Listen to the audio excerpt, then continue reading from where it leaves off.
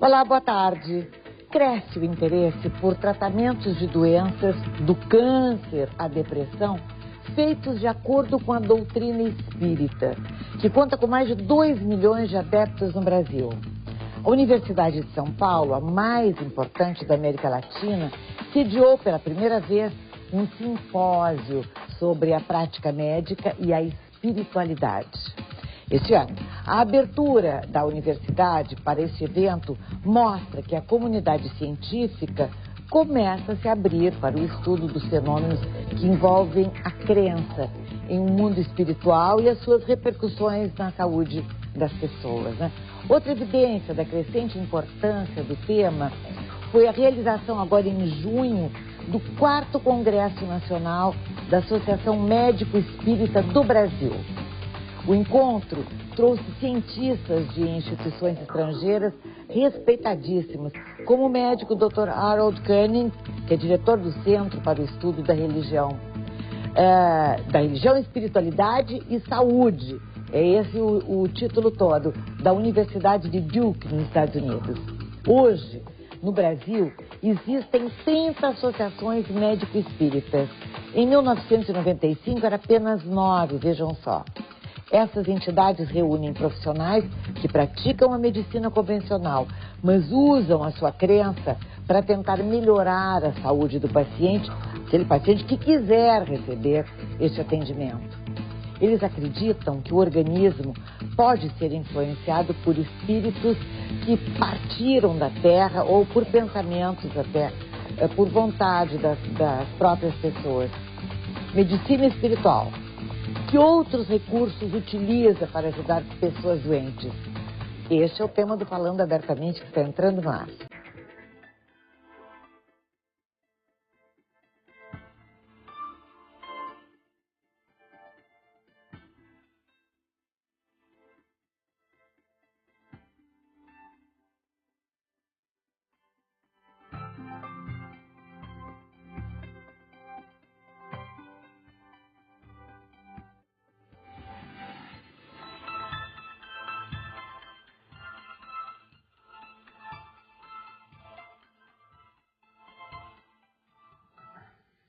Como eu disse na abertura do programa, é cada vez maior o número de médicos, de pesquisas científicas, que está acontecendo nas universidades do mundo inteiro, acompanhando pacientes que têm uma crença, que têm uma religião, e aqueles que não têm uma crença. Pacientes que recebem orações, que recebem passes ou recebem outros, digamos, gestos religiosos ou orações das mais diferentes religiões, e aqueles que não recebem.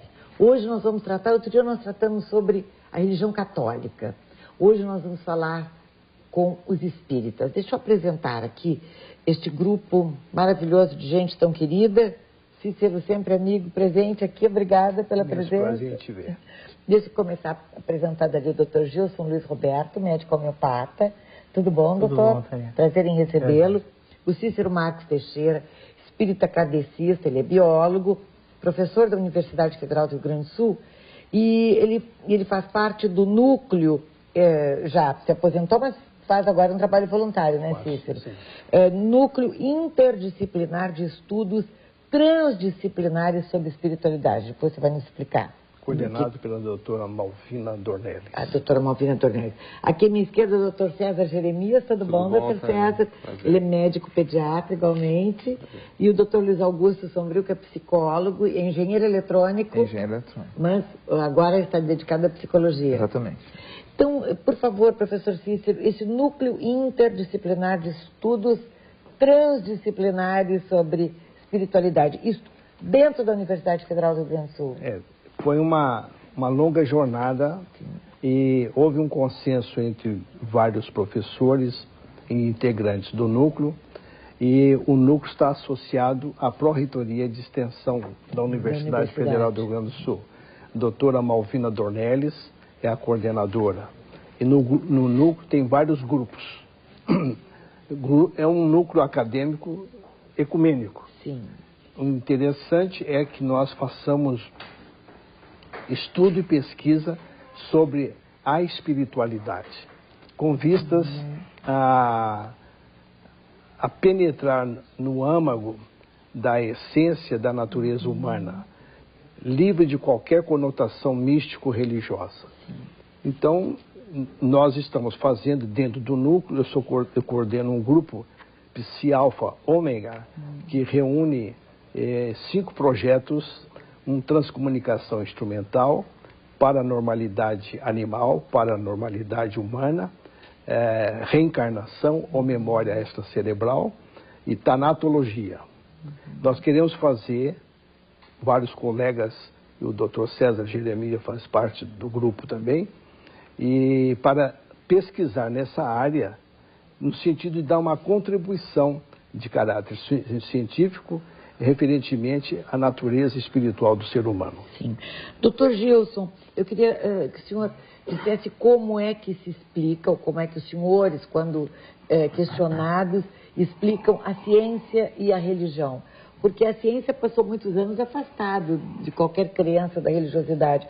Nós comentávamos aqui um pouco antes do programa que o Dr. Fernando Lucchesi, que todos conhecem, um médico cardiologista, um cirurgião cardiologista e um professor, também ele faz um estudo, e a ciência e a religião, e tem pesquisas, pesquisas científicas nas universidades a respeito das doenças ou da saúde e da espiritualidade ou da religiosidade. Esse interesse de reunir ciência, espiritualidade ou religiosidade é um fenômeno mundial. Isso já está há pouco tempo. Há pouco tempo. Na verdade, tem pesquisas documentadas em jornais científicos de há muito tempo. Mas agora, nesse momento, houve um interesse muito maior. E esse interesse acabou também chegando na área médica. Porque já havia, Tânia, assim, em nossos consultórios médicos, uma evidência de que a atitude do paciente, a seu estado mental, a seu estado espiritual, interferia nas doenças, na cura do paciente. Embora nós soubéssemos disso na nossa prática médica, nós precisávamos de evidências através de pesquisa, de comprovação de base de pesquisa. E de um tempo para cá, essas pesquisas aumentaram muito e hoje já se consegue relacionar, e através dessas evidências no consultório, de um embasamento de pesquisa de que realmente a religiosidade, a postura mental do paciente, a oração, a meditação, o nosso estado íntimo produzido pela religiosidade vai interferir nas patologias. Positivamente, né? Doutor César, o senhor como médico pediatra também, eu queria saber também a sua opinião e como é que o senhor responde às pessoas quando perguntam, mas como ciência e espiritismo juntos? Isso é interessante, porque quando a gente se manifesta como espírita, né, isso surpreende muitas pessoas, porque existe, assim, historicamente, um certo antagonismo entre religião e ciência, né, como se fossem duas dimensões irreconciliáveis, né? E uma das propostas das associações médicas espíritas de todo o Brasil, e da qual nós fazemos parte, é justamente nós resgatarmos o papel da verdadeira religiosidade como uma forma de se manter conectado à natureza, a Deus, independente da forma que tu o conceba, né? E isso é um aspecto importante. Isso que foi comentado pelo nosso colega Gilson, de que a crença é um fator preponderante no processo de cura, de restabelecimento dos nossos pacientes, é fundamental. Isso já existe de longa data, uma série de evidências científicas a esse respeito, né? Bem documentadas, como tu disseste. O paciente, né, que tem fé, o paciente que não tem. Que tem fé, né? Antigamente se utilizava muito o termo efeito placebo, né? Como tudo que não era medicamente explicado, né? O paciente se beneficiou de tal tratamento mais do que seria esperado pelo efeito da medicação, se atribuía muitas vezes a um efeito placebo, em parte até fruto do relacionamento saudável com o profissional que o atende, né? E se sabe que o efeito placebo, crer que tu vai melhorar, crer na cura, né?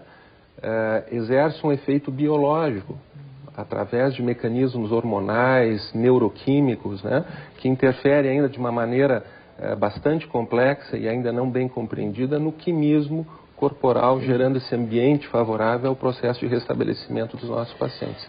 O doutor Luiz Augusto Sombrio, que é psicólogo, possivelmente sabe que existe também uma associação de psicanalistas católicos, religiosos. E também parece antagônico, né? Imagina os freudianos, absolutamente ateus. Um contrassenso. Um contrassenso, né? Mas há essa associação, esse grupo de pesquisas, e eu acho muito interessante, porque todas as pessoas, com religião, sem religião, acreditando ou não é, em alguma coisa, claro, têm direito de estar nesse mundo sem de dúvida. Deus. Não é? Exatamente. Claro, com certeza. Nós, psicólogos espíritas, nos alicerçamos um tanto mais em Jung, né? Sim. Que foi um discípulo de Freud, mas que, no entanto, assim, se diferenciou bastante por algumas ideias. E é um autor muito importante e muito respeitado em todos os círculos acadêmicos e não acadêmicos. E o Jung, ele trazia já ao seu tempo, né, a ideia do self, ou seja, de um núcleo interno, à semelhança do Deus imanente nas religiões. Vamos dizer assim, é como se fosse uma centelha divina que ele percebia dentro do seu trabalho de pesquisa do ser humano, através da análise dos sonhos, enfim, de todos os estudos que fazia. Então percebia que esse centro interno, orientador do ser humano, ele trazia, vamos dizer assim, alguma coisa de sabedoria e de organização psíquica. Então pensamos que a fé no sentido religioso, e que muitas vezes nós dirigimos a um ente supremo, transpessoal, né, que está fora de nós, é semelhante também a esta ligação com o self, com esse centro interno. Então a atitude de fervor religioso, psiquicamente, é muito favorável, muito saudável. Isso já não se diz de hoje, é da época do Jung, né, que foi contemporâneo de Freud. Bom, as pessoas acham, e tem pesquisas também a respeito do assunto, que indivíduos que guardam mágoas, por exemplo, sofrem alterações químicas que podem levar ao aparecimento de doenças, ou até o agravamento de doenças. E assim, a Kátia Nabuco, que é uma oncologista da Universidade do Piauí, uma médica, diz que nós espíritas também acreditamos que as pessoas negativas podem atrair espíritos desencarnados que contribuem para o surgimento de desequilíbrios físicos e mentais. Isso é muito profundo, Tânia. A vida de relação não se restringe ao aqui e agora e ao plano físico, biológico, como nós estudamos nas universidades, na área da biologia e da ciência biológica de um modo geral. Na tese espírita, a vida de relação se conecta com a dimensão extrafísica do universo da natureza, com o mundo dos espíritos, ou a espiritosfera, ou conscienciosfera.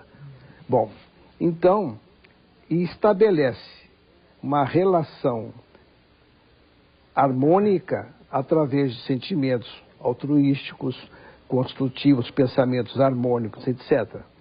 E uma relação desarmônica quando gera rancor, mágoa, ressentimento, ódio, raiva, etc. Tanto no plano físico, psicológico, social, cultural, físico, como também repercute nessa dimensão extrafísica. E aí estabelece o que nós chamamos em biologia um processo de simbiose. É a associação entre seres vivos para compartilharem do ambiente vital para todos viverem pacificamente e harmoniosamente. Quando isso ocorre, a comunidade e os integrantes dessa associação, todos prosperam e vivem numa boa. Quando há uma desarmonia, há rupturas e pode surgir um processo de parasitismo, como tem no campo biológico. Então, essa interação, o mundo físico e o mundo extrafísico, é natural, se processa naturalmente, energética e consciencialmente falando. Os pensamentos harmoniosos nossos que vivemos no plano físico interferem na psicosfera terrestre e na espiritualidade, assim como os pensamentos negativos igualmente. Então nós podemos criar um clima harmonioso ou desarmonioso que favorece reações negativas no plano biológico e psicológico do ser humano e que repercute no comportamento individual e social. Uma senhora saiu nessa revista, isto é, agora, Medicina Espiritual, pela primeira vez, a Universidade de São Paulo, a mais importante da América Latina, irá sediar, isso aqui, quando aconteceu, um simpósio sobre a prática médica e a espiritualidade. E cresce o interesse por tratamentos como câncer, etc., feitos de acordo com a doutrina espírita, que já conta, como eu disse, mais de 2 milhões de adeptos no Brasil. E tem o depoimento de uma senhora, treinadora do Flamengo e deputada estadual do Rio de Janeiro, que ela ficou paraplégica após um acidente. E ela resolveu, então, começar a dar mais atenção à espiritualidade. Ia tomar passes. Ela achou que aquilo não ia adiantar, mas ela conseguiu melhorar muito e conseguiu, inclusive, ela acreditava que aquilo ia tirá-la da cadeira de rodas. E como é que até que os senhores explicam o passe, o que é um passe? Quando alguém lhe dá um passe, o que essa pessoa está passando para a gente? O que isso... Se eu receber, se eu for uma pessoa receptiva, legal, o que pode mudar para mim? Ou até não sei se eu fiz a pergunta correta, me ajude. Eu acho que sim. O passe, antes de mais nada, é um ato de amor. Sim. Mas, analisando do ponto de vista científico, é uma transfusão de energia. Energia, é como reiki, digamos assim. Reiki, passe magnético, tudo isso que hoje fazem parte das terapias alternativas, né, tem uma base científica. Quanto mais nós investigarmos, mais nós vamos verificar o acerto dessa prática na área da saúde por pessoas com competência profissional para tal. Mas é uma transfusão energética que beneficia o paciente e naturalmente, vai interferir no metabolismo celular da pessoa. Aqui tem os médicos que podem nos ajudar, estou analisando do ponto de vista biológico. Né? Diga, doutor, por favor. É o que na medicina hoje se chama de toque terapêutico. Toque terapêutico. Está sendo usado em muitas universidades, hospitais, até recomendado por médicos. Tem hospitais americanos que os médicos preconizam em seus pacientes o toque terapêutico. Que já há pesquisa demonstrando essa bioenergia que nós canalizamos através do passe ou do toque terapêutico, como também é chamado. Então, além da postura mental, de estabilidade mental que a pessoa busca nessa atitude receptiva, há também um fator, que é o que o Cícero estava falando, que é a realidade espiritual, que se une ao médium, né, ao instrumento ali, unindo essa energia do médium com o espírito em favor, nesse ato de amor, em favor da cura do paciente. Existem muitos médicos espíritas no Rio Grande do Sul? Existe. Nós temos uma associação médico-espírita do Rio Grande do Sul. Nós temos associações médico-espírita no interior do estado. Nós temos já em Bagé, Santa Maria, Caxias. Sabe qual é o número, doutor Gilson? Quantos são? Olha, é difícil a gente numerar assim, né? Nós temos aqui em Porto Alegre um número de mais de 100 associados na nossa associação médico-espírita. E onde que as pessoas podem encontrar ou como saber a orientação religiosa do médico? Nós temos aqui em Porto Alegre um grupo de estudo que visa estudar medicina e espiritualidade. E aonde que se... O nosso grupo de estudo ocorre na Federação Espírita do Rio Grande do Sul. Federação Espírita do Rio Grande do Sul. Às terças-feiras. Todas as terças-feiras? Terças-feiras à noite, às 19h30. E o que os senhores costumam, não sei se poderia me resumir um pouco, costumam debater, conversar nestas reuniões?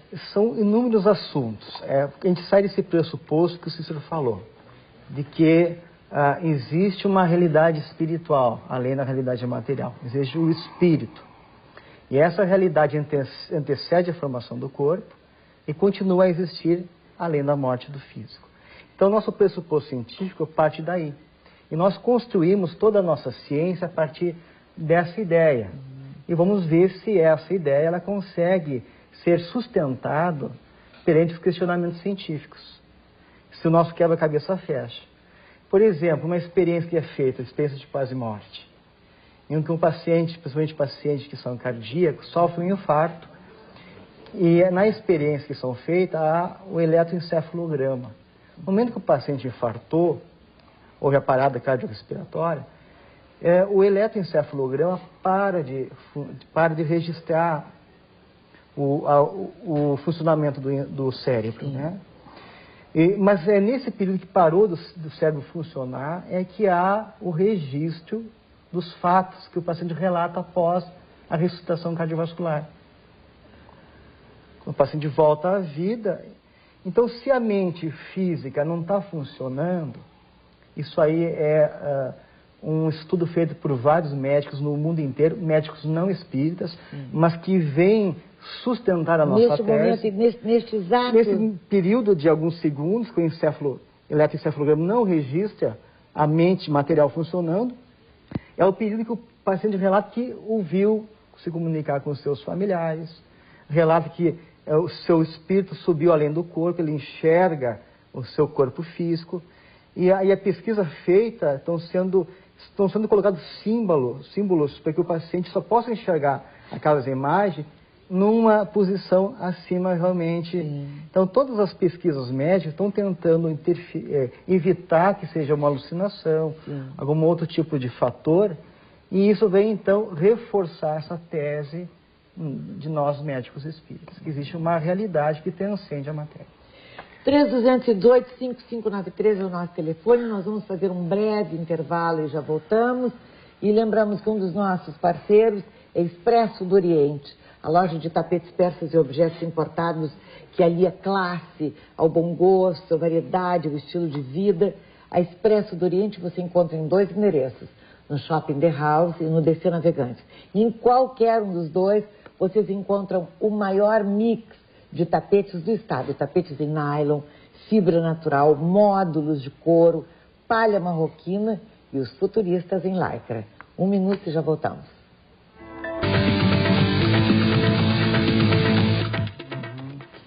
Bom, nós já começamos a receber telefonemas, mas eu interrompi bem no momento que o Dr. César Jeremias e o Dr. Luiz Augusto... Pode ficar com o braço aqui também. E o Dr. Luiz Augusto Sombrio e eu também responder, falar sobre a pergunta, sobre como as pessoas recebem, como explicar, como as associações de médicos espíritas, os seus pacientes, como recebem. Eles vêm lhe procurar porque o senhor é espírita, doutor? Alguns sim. Ou não? Ou quando sabem... Depois de alguns programas que eu participei aqui, acabaram me procurando, né? Até porque se cria uma afinidade espontânea, natural, né? E a gente tem que explorar isso no bom sentido, né? Claro. Mas nós, como cidadão, enfim, indivíduo, nós temos esse aspecto pessoal e profissional e nós temos que compatibilizar as duas coisas, né? Quando os pacientes nos procuram no consultório, nós vamos ser profissionais, técnicos, né?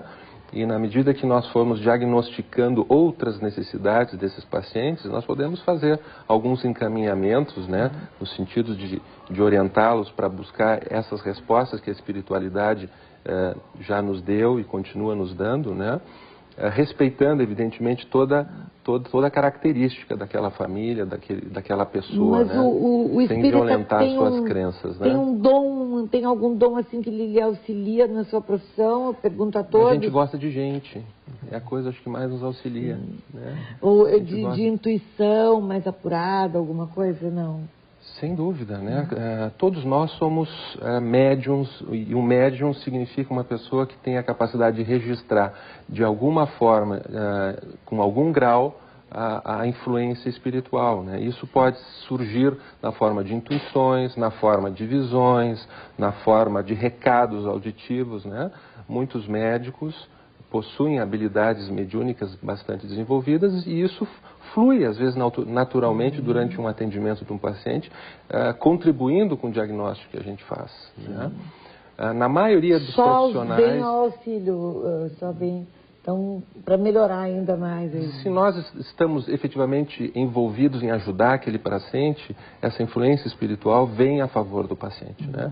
E não precisa ser médico espírita para receber influência espiritual favorável, né? E assessoria espiritual. Basta tu estar genuinamente interessado em auxiliar aquela pessoa, independente do ser, ter alguma crença ou ser agnóstico, e a assessoria espiritual virá na forma de intuição, daquele diagnóstico que não foi suspeitado no primeiro momento e que ninguém pensa naquilo, e daqui a pouquinho te dá um estalo, tu não sabe nem de onde veio, e que foge à lógica esperada naquele caso em particular, e tu consegue fazer os diagnósticos, dar os encaminhamentos necessários, né? Mesma coisa na psicologia? Na psicologia as pessoas um tanto mais nos procuram em função de ser espíritas. E de não serem compreendidos, talvez, por médicos. Uma das questões, uma das queixas que muitas vezes se faz, é de que aquela pessoa, ela naturalmente desejando narrar questões da sua vida e trabalhar ali, ela às vezes não se sentem à vontade com terapeutas que iriam interpretar mal, né? Se a pessoa tem percepções mediúnicas, pode ser mesmo interpretado como alucinações, como delírios, enfim, todos esses quadros sintomáticos, né? Então as pessoas desejam compartilhar destas questões de crença e que dão significado para as suas vidas, né? Então o psicólogo espírita ele é muitas vezes procurado por esta busca. Porque é claro que os médicos que não acreditam, não têm crença, passam a achar que realmente são alucinações. Que não são... Na verdade, as alucinações existem, efetivamente. Existem as alucinações de causa orgânica, biológica, psiquiátrica, que precisam de tratamento apropriado psiquiátrico. Existem pseudo-alucinações que não são nada mais do que visões espirituais e que às vezes é difícil fazer a distinção e às vezes os dois processos estão associados. Processo mediúnico, descontrolado, com um processo psiquiátrico, né? Muitas vezes nós não conseguimos diferenciar as duas coisas, né? Mas o acompanhamento desses indivíduos nos ajuda a fazer o diagnóstico. Em geral, o paciente psicótico, delirante, com associação de ideias desconexas, ele tem uma história pré-mórbida, ele tem um comprometimento significativo da sua relação social, né?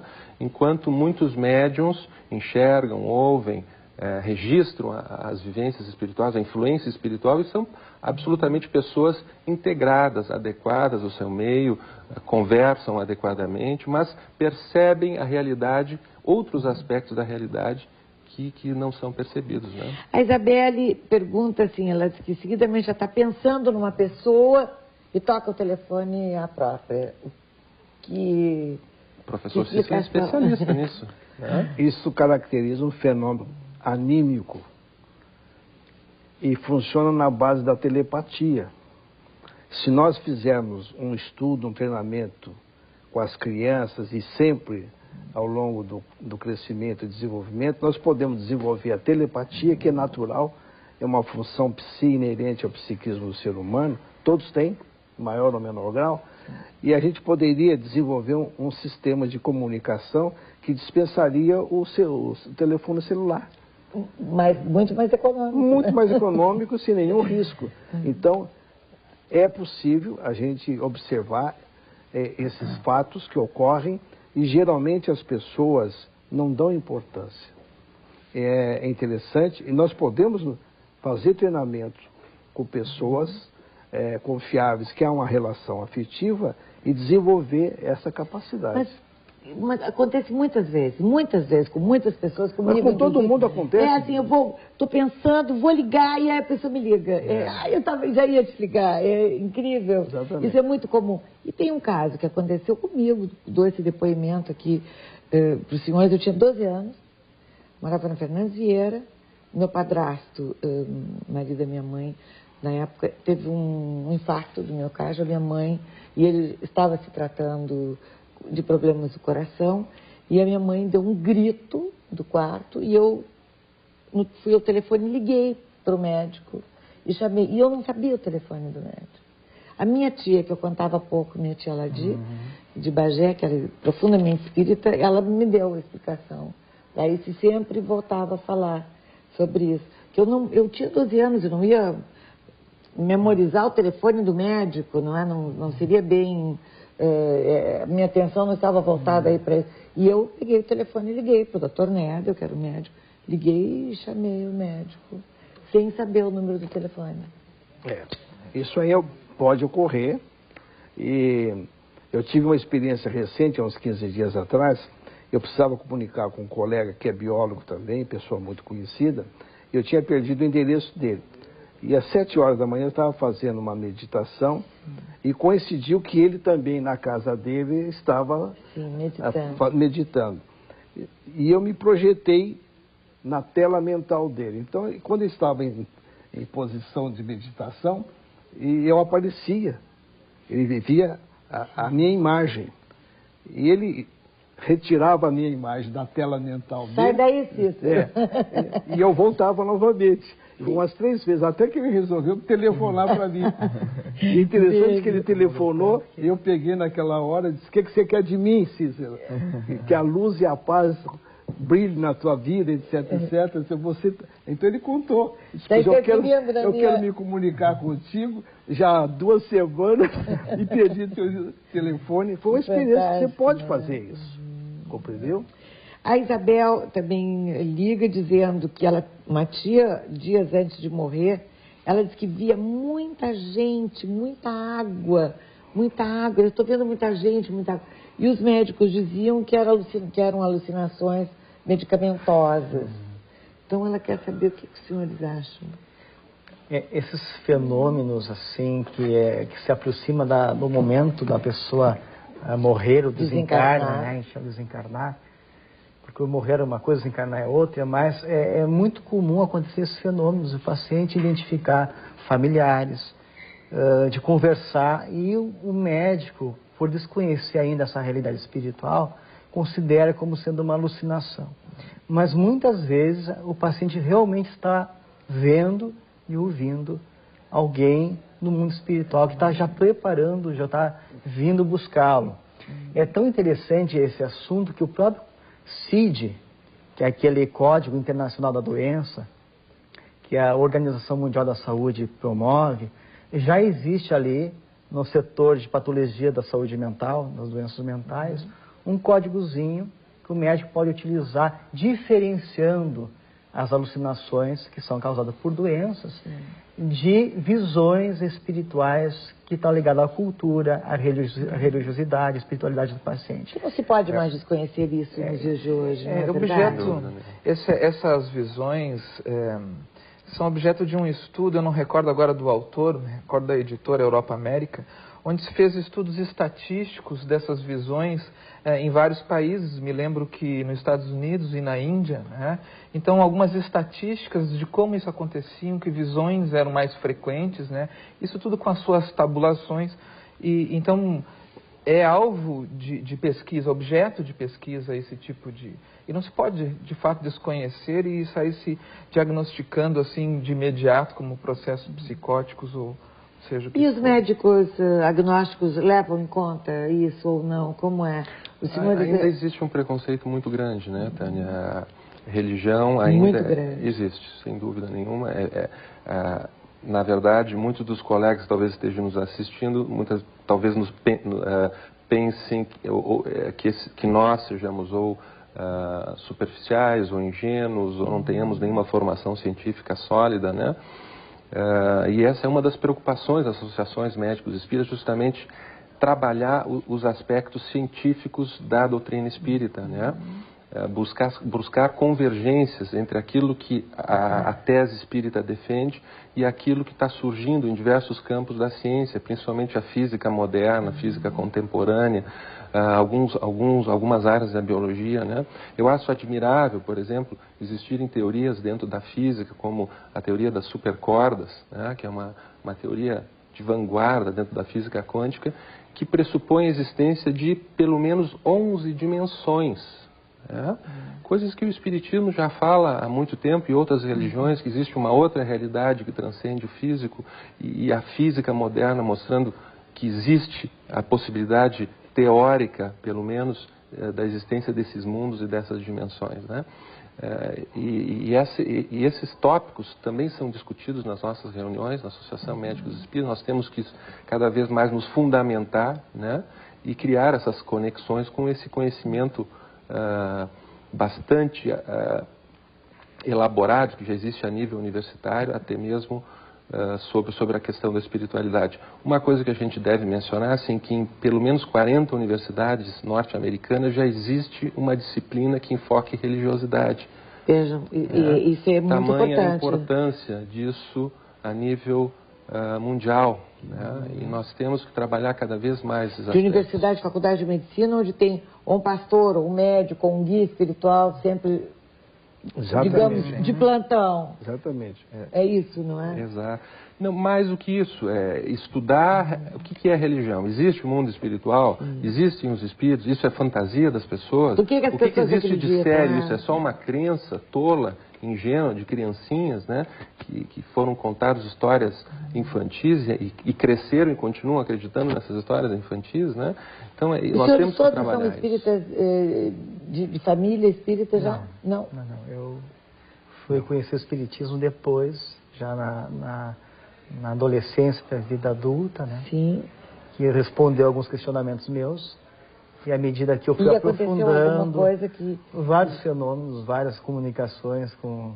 Se importa de contar, não? Eu tive a oportunidade de conhecer uma pessoa que desencarnou com 90 anos de idade, a dona Custódia, que ela tinha a chamada mediunidade ostensiva. Ela via os espíritos, conversava com os espíritos. E eu tive a felicidade de, através dela, conversar com muitos espíritos. E interessante que ela é uma pessoa analfabeta, sem nenhuma cultura, mas o conhecimento desses espíritos, as informações que nós trocávamos através dela, era coisa impressionante. É a mesma relato das obras de Chico Xavier. Pois é, agora mesmo, né? Ontem, antes de ontem, o Foi. filho dele deu um relato fantástico. O Parnaso do Além-Túmulo, que são vários poetas que respeitam a sua característica de vida. Como é que explica esses fenômenos? É isso que nós nos preocupamos em nossa pesquisa. E isso já está havendo nas universidades. Nós temos na USP, o Dr. Sérgio Felipe de Oliveira, que tem um curso de pós em corpo, espírito e mente, que busca fazer essa intersecção entre medicina e espiritismo. Na Universidade de Santa Cecília, em Santos, também tem um grupo de colegas médicos que estão realizando um curso de pós-graduação relacionando corpo, mente e espírito. E o José Newton, que é um Não pode ficar dissociado isso, não pode. É o Dr. José Newton, que é um dos médicos lá de Santos, que faz parte da equipe, estava me relatando agora nesse congresso que teve em São Paulo, que antigamente a maioria dos médicos que procuravam o curso eram médicos espíritas, mas que neste ano a maioria dos médicos que procuraram eram médicos não espíritas, médicos materialistas, interessados em estudar e compartilhar essas pesquisas. E o Dr. César, como é que descobriu o espiritismo? Desde sua família ou foi depois também? Não, foi depois, algumas experiências. Descobriu, que eu digo, é como entrou na religião. Uma coisa que me ajudou muito a buscar no espiritismo respostas e encontrá-las, né, foi uma experiência dramática na minha vida. Eu perdi a mãe quando tinha 10 anos, né? E logo após o falecimento dela, o desencarne dela, né? Eu tive algumas visões dela, né? Falando comigo, me dando orientações, me tranquilizando, né? E eram coisas que pareciam até assustadoras na época, Sim, um menino dentro de 10 anos. do psique infantil, né? Nós todos estávamos vivendo ainda o luto disso na família, né? E essas impressões e esses fenômenos se repetiram algumas vezes depois disso e ficaram registrados, né? E marcaram a minha trajetória, né? E nos momentos difíceis, como todos nós possuímos, né? Eu lembro dessa experiência e a gente sente a fé revigorada e redobrada. Né? Eu me lembro do professor Cícero contando quando a sua esposa também desencarnou, como foi tudo programado e a paz com que o senhor sentiu e que transmitiu a ela e ela, o senhor... Sem dúvida. Antes, um mês antes, uma senhora médium, uma advogada, me procurou, não me conhecia e queria falar comigo. um tanto constrangida, ela me procurou na Sociedade Espírita Bezerra de Menezes, onde eu colaboro, e se apresentou, pediu desculpa, e disse, olha, eu vim aqui a pedido de uma entidade que tem um recado para o senhor. Mas quando ela foi numa casa espírita, então ela se sentiu mais à vontade. E narrou, me deu algumas informações do preparo que estava sendo realizado para ajudar a Leia a sair do corpo, né, conscientemente. E aquilo me serviu muito, porque eu já fui me orientando, porque não, era um caso irreversível, e ela também, nos nossos colóquios, a gente conseguiu dialogar, embora em muitos momentos ela já não tinha condições de fisicamente se comunicar verbalmente comigo, mas mediante certas expressões fisionômicas. Então, nós vivemos aquele momento. Eu fiz uma prece, ela entrou num processo de desligamento às 16 horas e 30 minutos e levou até às 18 horas, 2 horas. E aí eu coloquei uma música suave, eu estava sozinho, não chamei ninguém, não quis chamar a enfermeira. Porque o senhor sabia que... Para ajudá-la a se desligar. Sim. Aí eu apliquei um passe magnético para que ela tivesse mais condições de se entregar, e não, porque o instinto de conservação é muito grande, né? Então eu falei com ela e ela pôde se liberar com mais tranquilidade. Depois eu chamei a enfermeira, etc. O corpo foi levado para o necrotério. A minha irmã foi para o necrotério, né, e ficou ali sozinha, e a minha irmã também é vidente. E minha irmã relatou depois que a Leia, né, saiu do corpo, levantou-se e ficou sentada, o corpo dela, o corpo físico, deitado, e ela assim. E ela meio surpresa. Sim. Aí, parentes nossos, irmão dela e a mãe dela, já desencarnados, se aproximaram. E foi um momento muito emocionante, né? E ela se levantou e os 3 auxiliaram, saíram rumo ao infinito. Certo. E, então, isso a gente vive, né? E isso nos dá uma nova dimensão da vida e nos faz trabalhar o instinto de conservação no sentido de que a morte a vida não cessa com a morte do corpo físico. Isso nos dá uma certeza matemática. Apesar do princípio de Heisenberg, o princípio da incerteza, eu posso com toda certeza dizer: a vida não cessa no túmulo. Nós continuamos a viver, pensar, sentir e agir na dimensão extrafísica deste universo. Essa perspectiva maior com que se consegue entender a vida nos possibilita ser mais esperançosos, né? Porque o homem lida com tantos sofrimentos, tantas dores, e que comumente ele cai então ou na desesperança ou na rebeldia, gerando então as patologias físicas que se conhecem, né? Mas no mínimo um tanto de sofrimento psíquico. Então a doutrina espírita, trazendo assim esse entendimento ampliado da vida e de nós mesmos, né, nos possibilita nos posicionarmos a partir daí com uma visão esperançosa, né, e sabedores das leis maiores da vida que estão a nos reger. Eu vou pedir um intervalo. Eu outro dia ouvi até de uma pessoa super querida, meu amigo, que fez uma observação jocosa, vamos dizer assim, sobre uma entrevista que tinha sido feita em que falávamos de espiritualidade e de crenças e etc. Então eu me lembrei, ele que é uma pessoa tão inteligente, eu disse, que pena que a sua inteligência não está democratizada, né? Ele pode ser uma pessoa extremamente democrática, mas os seus sentimentos, acho que nós temos todos que estar abertos para que isso aconteça a qualquer momento com um de nós, ou não. O que a gente vai fazer, não é verdade? Nem todos tenha essa crença, mas acho que temos que ter o maior respeito por aquelas pessoas que têm. 1 minuto e já voltamos. Falando muitas coisas, algumas perguntas até difíceis que eu pedi para a Líca fazer, não só no meu ouvido, mas para que todos pudessem ouvir aqui no estúdio.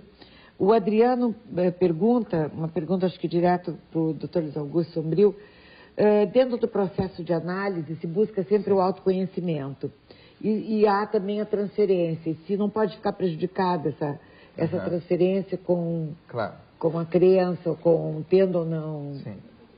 Nós ouvimos a pergunta transmitida. Sim. Essa pessoa pergunta, então, se não haveria talvez uma transferência de responsabilidades de processos internos nossos para espíritos, por exemplo. Foi isso que eu pude entender, né? Não é este o prisma com o qual nós trabalhamos, nem que a doutrina espírita nos sugere, né? Porque, a princípio, a responsabilidade do que eu faço com a minha vida e com quem ou com o que eu me harmonizo é inteiramente meu, né? Se eu estou, então, acompanhado de espíritos doentes, a responsabilidade é minha. Porque a gente escolhe as companhias que a gente tem, aliás, velho provérbio, né? Me diga com quem andas, te direi quem és. Então, o processo, basicamente, psicoterápico, é de trabalhar as questões do paciente, dele para dentro, né? Como preconiza a psicologia, mas fazendo o entendimento de que forças outras possam existir. Se o paciente compartilha do pensamento espírita, a gente vai conversar com isso abertamente, né? Eu acho que a gente não pode também ignorar, né, a nossa vida em sociedade, e quando eu falo em sociedade, se faz no plano físico e extrafísico. Porque o senhor tem pacientes de várias crianças ou sem nenhuma criança? Por certo, e a gente sempre respeita, né? Claro. Porque até o próprio Jung, que nos traz a teoria que nos sustenta, ele trabalha essas questões todas assim, sem a necessidade de um contexto religioso formal, né? Mas a ligação com um centro interno, sábio, amoroso, organizador, que é o self, isso se ajusta a qualquer pessoa religiosa e não religiosa. O Alberto pergunta se os senhores conhecem o escritor Emanuel Swedenborg. Emanuel Swedenborg. Sim.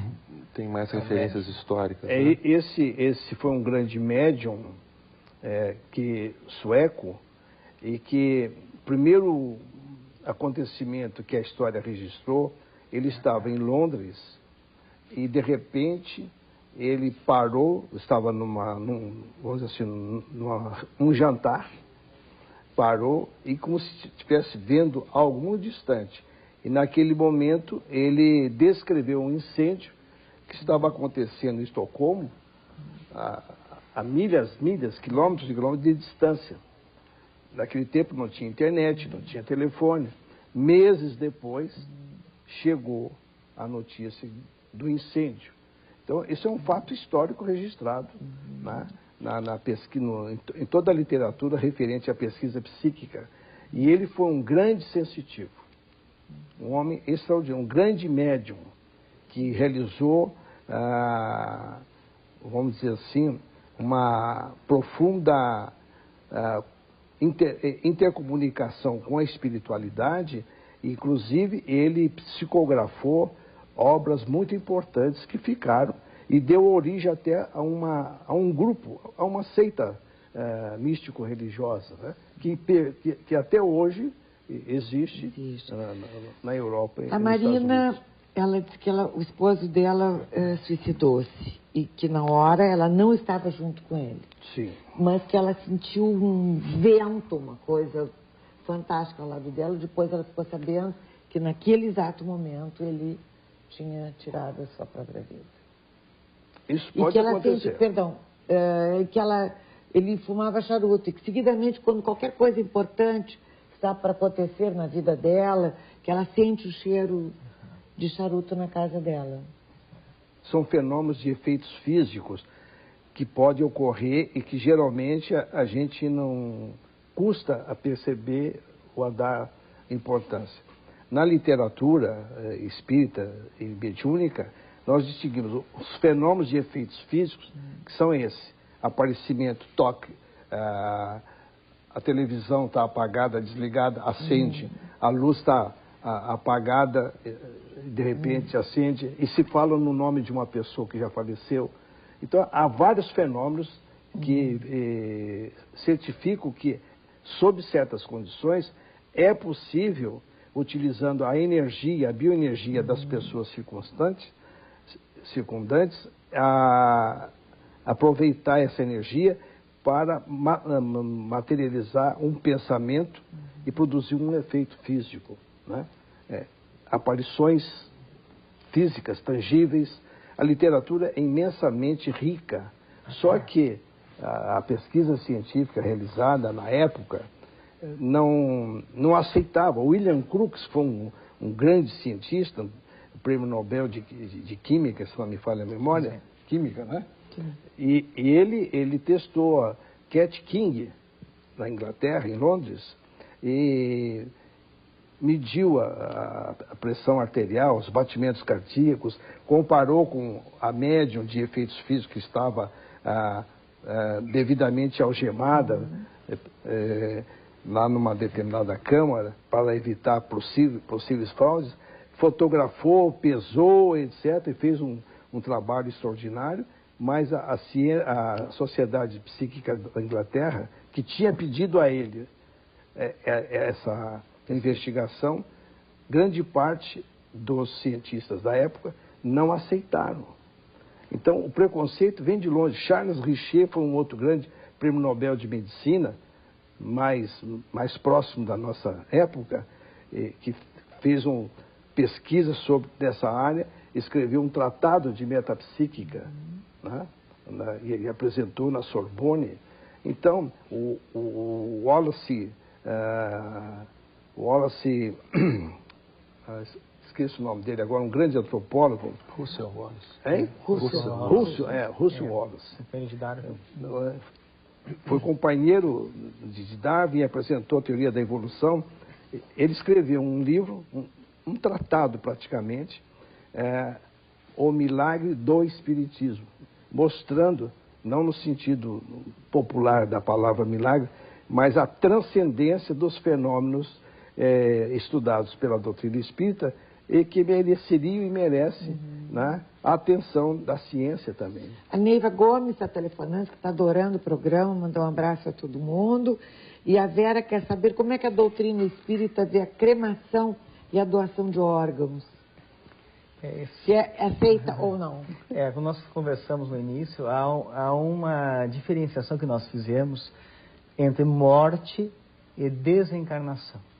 Morte é um conceito estabelecido pela ciência, né? Hoje se fala em morte cefálica, em que há a perda do funcionamento biológico, o corpo para de responder aos estímulos. Hoje preconiza-se o encéfalo como sendo a parte mais importante. Mas a desencarnação é um processo que ocorre a partir da morte. Ou seja, a pessoa morreu, mas não quer dizer que ela desencarnou. Ela começa o desencarne, o desprendimento do espírito a partir da morte. E esse processo pode ocorrer em algumas horas, a média de 48 horas, 72 horas, pelos estudos que é feito com a espiritualidade. Pode ser em poucas horas ou até mais do que 72 horas. Então, durante esse processo de desencarnação, o espírito poderá ou não sentir o processo que está sendo realizado com o corpo nesse momento. Vai depender do desapego da pessoa, do tipo de morte que ela teve, se é morte violenta ou pelo esgotamento do fluido vital da pessoa. Então, o espiritismo não é a favor da cremação e da Não, a cremação não é que não seja a favor. Nós recomendamos que se espere algum período, que dê tempo de... E a doação de órgãos é algo de fora íntimo. A pessoa tem que se sentir desapegada da matéria para poder doar, se sentir violentada nesse processo. Sim. Mas se a pessoa autorizar, por exemplo, ela autoriza que seus órgãos podem ser doados, eu tenho autorização. É uma questão particular de cada um, né? Tá bem. Embora haja esse processo demorado, isso vai depender de vários processos do desapego da pessoa. O Rodrigo quer saber como é que o homossexualismo é explicado, ou, Lilica, me perdoa, se a homossexualidade tem alguma explicação para os espíritas. O Luiz, que é psicólogo. É uma questão bastante complexa e que tem todo o nosso respeito, né? Eu acho que são muitas vertentes que podem dar conta da homossexualidade, né? Sim, na orientação sexual das pessoas, né? Sim, com certeza. Então, eu acho assim, uma contribuição que o Espiritismo faz, sem deixarmos de lado outros tantos entendimentos psicológicos que se dá, né, é de que nós entendemos que, por exemplo, né, um espírito de características sobremaneiras masculinas, em reencarnando num corpo feminino, poderá ter a propensão para a homossexualidade. Né?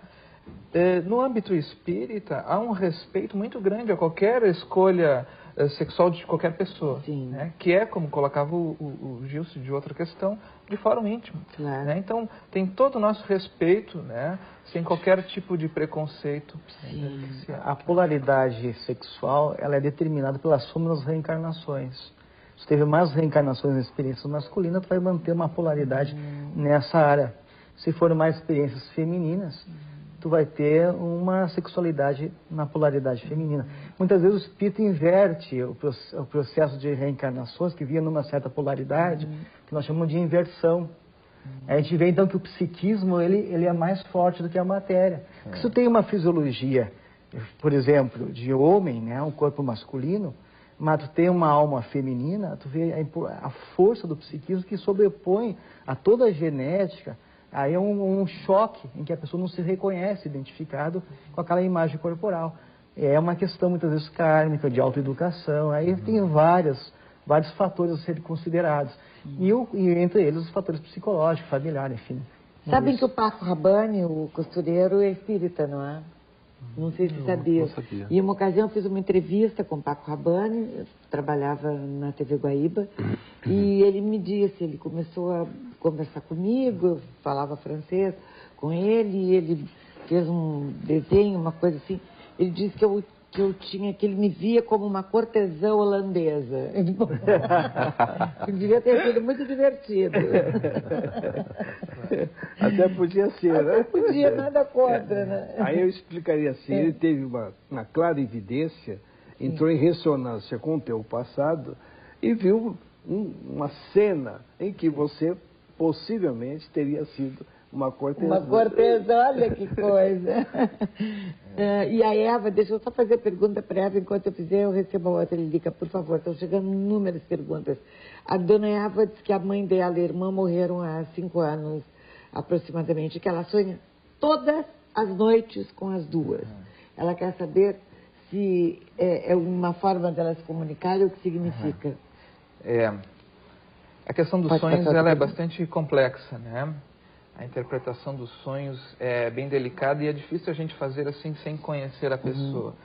Então, eventualmente, nós temos contatos com os nossos entes queridos já desencarnados e eles então figuram nos nossos sonhos e os sonhos são muito vívidos.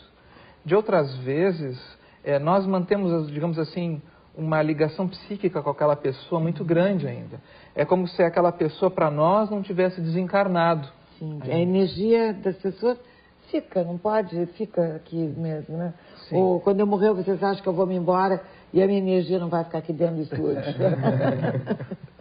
Quem sabe vai assustar essa gurizada toda que está em volta aqui. Tem uma né? moça de branco que anda nos corredores, todo mundo já viu. Botar essa gurizada em ordem. Botar em ordem aí. Diga, pois desculpa. bem.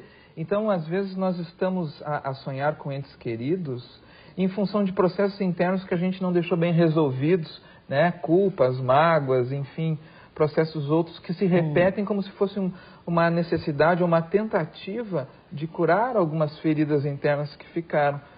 Mas de outras vezes serão manifestações daqueles entes queridos, pois que nós sabemos que os nossos sonhos podem ser simbólicos, ou seja, produções do inconsciente, ou pode ser vivências espirituais, quando nós saímos do corpo físico enquanto espíritos e vivenciamos uma outra realidade, onde realmente interagimos enquanto espíritos, né? Então a possibilidade de interpretação se dá tanto de uma forma como outra, de resto tem que se Eu recomendaria essa ouvinte que a Eva que orasse porque a oração só traz benefícios. Se for algo interno, algum fator psicológico, ela está trazendo benefício para ela.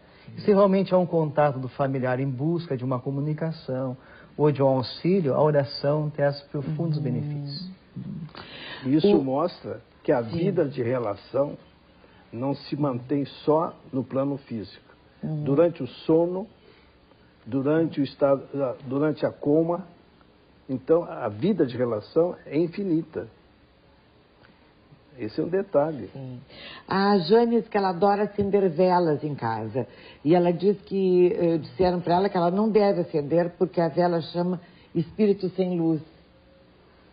A gente respeita todas as culturas e todas as religiões. Para nós espíritas, a luz da vela ela não tem poder de dar o conforto que o espírito necessite. Sim, quer dizer, acender uma vela em casa não tem problema nenhum. É uma luz material, né? Se o benefício é acender para beneficiar alguém... Não, acender uma vela para ficar bonito, para dar uma luz, para criar um ambiente. Um jantar na vela. A luz de vela. É romântico. Mas é fazer um jantar bonito à luz de vela e chamar espírito sem luz, nada disso. Talvez a intenção de acender uma vela para um espírito, aí sim, porque o pensamento ele tem essa força de puxar esse espírito. E acender uma vela para o Santo Antônio, por exemplo. Não tem problema nenhum isso. O que vai É um acontecer? ato de devoção. De devoção. Acender uma vela para Nossa Senhora. É um ato de devoção. Isso é uma prova que nossos irmãos católicos acreditam na comunicação com os mortos. Claro. Porque se não acreditasse que o Santo Antônio respondesse às suas orações, não estariam sendo vela a eles. Viu? Então, É isso aí. Ai, Santo Antônio, está falando em ti ali. Tá bom. O Antônio Carlos pergunta se os senhores conhecem um livro que se chama Vacine-se contra a Loucura, de Ellen Boone Cosendale. eu não conheço. Eu tenho a impressão que já vi qualquer coisa. Mas é um livro espírita sobre... Vacines não tem um livro. Vacines contra a loucura, tem? Que é... Mas é de um autor espírita? Tem um livro, Vacinas contra... Eu não me recordo agora, não me é estranho. Sim, mas não é difícil saber se esse autor tem outros livros. Em qualquer livraria que tu chegares, tem um computador ali, dá o nome do autor, vem o nome dos livros. É bem fácil. Não tem, na verdade. A Livraria Cultura, Siciliano, qualquer dessas livrarias que estão informatizadas, leva o nome do autor e te dá o nome de outros livros. Quem ia dizer alguma Tânia, coisa? eu queria voltar àquela pergunta do Adoiano sobre a questão da responsabilidade, a questão analítica. Sim. Só assim, referendar o que o Ulisses falou, nós não delegamos aos espíritos a responsabilidade de nossas vidas. Eu posso pedir uma opinião para o Cícero, como espírito que ele é também, só que num corpo físico, e perguntar a ele a sua opinião sobre determinado fato. Mas não impede a minha responsabilidade. E nem dos pacientes delegarem também a cura à espiritualidade. Nós temos a nossa parte de responsabilidade. Podemos pedir auxílio, é um complemento ao tratamento médico, mas não uma troca de tratamento. Tem que ficar muito bem. Se o tratamento é feito cientificamente ou psicologicamente dentro da ética, das regras. É apenas um somatório. Não se deixa de lado nenhum desses critérios acadêmicos que a gente está acostumado na nossa prática médica, mas além deles se soma-se outro mais. Outro mais. Um livro para indicar para aquelas pessoas que querem saber mais sobre a religião espírita, professor Cícero. O livro dos espíritos, as obras básicas. Sim. O que é o espiritismo? O ABC. O que é o espiritismo? É um excelente livro didático para de quem Allan Kardec. Allan Kardec. Eu acho que os livros do Allan Kardec, para quem quiser se iniciar. Sem dúvida. E são baratos. Eu gostaria de sugerir para aqueles que não acreditam na espiritualidade, ler um livro Reencontro com a Alma, do médico Larry Dossey. Reencontro com a Alma. Larry Dossey. Ele faz uma panorâmica aí dos últimos 20 anos de tudo que existe de evidências científicas que corroboram a tese espiritualista de um modo geral, né? Até vou tomar nota, porque depois as pessoas vão telefonar para o atendimento ao telespectador. Reencontro com a Alma. Com a Alma. Larry Dossey. Larry Dossey. Escreve D-O-S-S-E-Y. Larry Dossey. Neste livro, ele que era um médico de formação materialista, Ele estava fazendo uma cirurgia numa cega de nascença. Fez todo o procedimento cirúrgico, etc, etc. Quando a cega voltou, a cega de nascença, descreveu o cenário e detalhes, se não me engano... Ela voltou da anestesia. Da anestesia. Ela disse que ela saiu, ficou a uma altura perto do forro, do teto, do bloco cirúrgico, e presenciava toda aquela cena. E caiu um instrumento cirúrgico no chão e o médico afastou. E ao afastar, a meia dele apareceu. E ela achou estranha a cor da meia do médico. É mais ou menos a cor. Eram meias diferentes. Meias diferentes. E ela viu. E ela viu. Duas auxiliares estavam comentando durante a cirurgia que uma tinha feito um coque diferente, um penteado diferente, trocado a cor do cabelo. Isso também foi registrado pela paciente, né? Ela pôde ver um quadro onde existia a escala dos médicos e as cirurgias agendadas, que ficava numa sala contígua àquela do bloco onde estava ocorrendo a cirurgia, né? Então pôde descrever todas essas informações que só seriam possíveis para uma pessoa que estivesse enxergando. Que fantástico. Né? Então, reencontro com a alma Larry Dossey. E daí esse médico, ele ficou assim, questionando como é que uma cega, né, foi alucinação. Não poderia ter sido alucinação porque ela viu detalhes que estavam acontecendo ali. E isso levou esse médico, a partir daí, a fazer uma pesquisa extraordinária na clínica dele, e ele é autor de vários livros. O mais recente dele é Reinventando a Medicina. Reinventando a Medicina. Vale a pena. Todo médico deveria ler esse livro, Reinventando a Medicina. E ele apresenta nesse livro uma sugestão para uma reformulação do paradigma vigente. Tá? Então ele entra na medicina da era 1, a era 2 e a era 3. A medicina da era 3 admite que a mente não está localizada no corpo. Isso revoluciona todo o sistema. O André está fazendo uma pergunta, se o senhor acha, professor, ele era espírita, kardecista, e ele foi para... Não é ele. Ah, tá, perdão, eu entendi mal. Então, ele faz a seguinte pergunta. Se uma pessoa que pertencia ao espiritismo kardecista e passou para uma religião afro, se ele está involuindo? Não, absolutamente. Nada disso. Significa que ele deve ter um compromisso nessa área, nesse setor. Sim. Porque todos somos filhos de Deus, todos estamos em diferentes estágios de evolução, nem mais, nem menos, nem pior, nem melhor. Né?